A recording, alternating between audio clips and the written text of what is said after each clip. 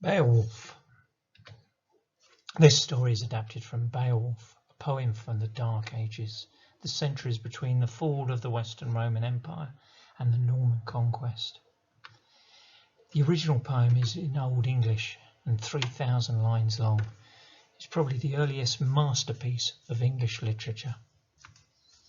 The only surviving copy dates from the early 11th century, but the action is set in Denmark and Sweden 500 years earlier. It tells how the hero Beowulf fought 3 monsters, 2 in Denmark and 1 in Sweden when he was king of the Geats, people who lived in southern Sweden.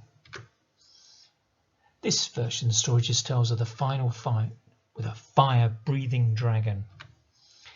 It is written in the style of the original but using modern English and is designed for all ages to give you a taste of this epic poem. Enjoy.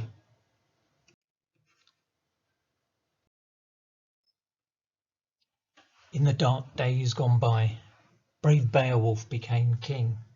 Guardian of the Geats, he ruled wise and well, till a deadly dragon arose to terrify the troubled land.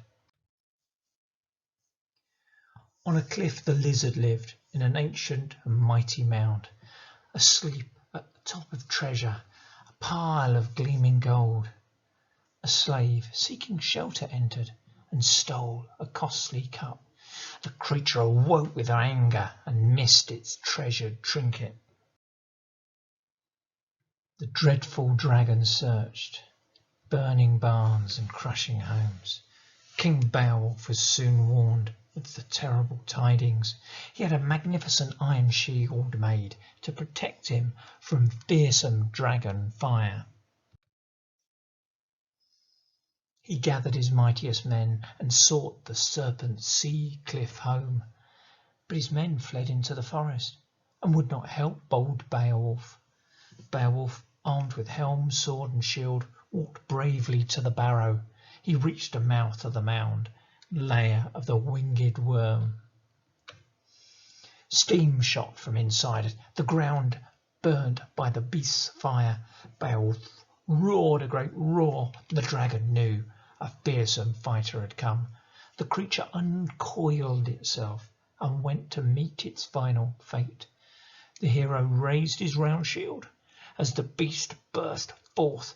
From the ancient entrance it came with burning breath.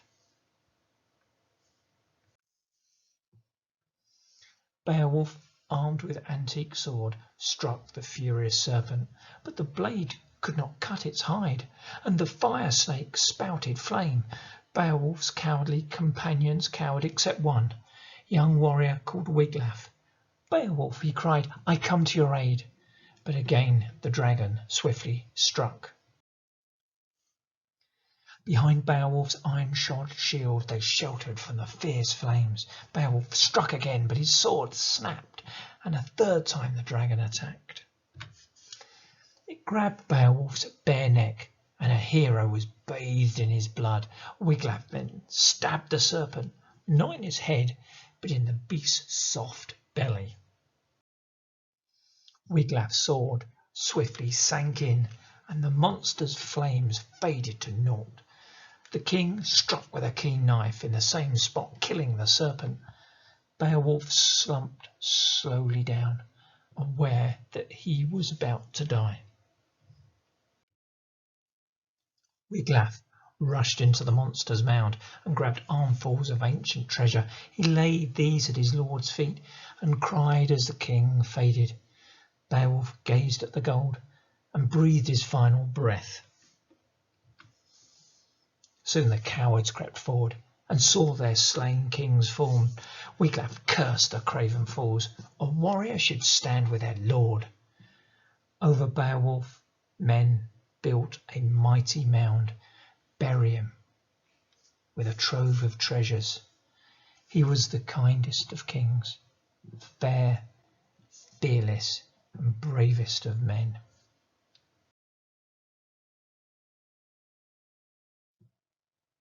The end. Well, we hope you enjoyed that. Thanks for listening. Like and subscribe. and thanks to Reg Grigg for the fabulous drawings.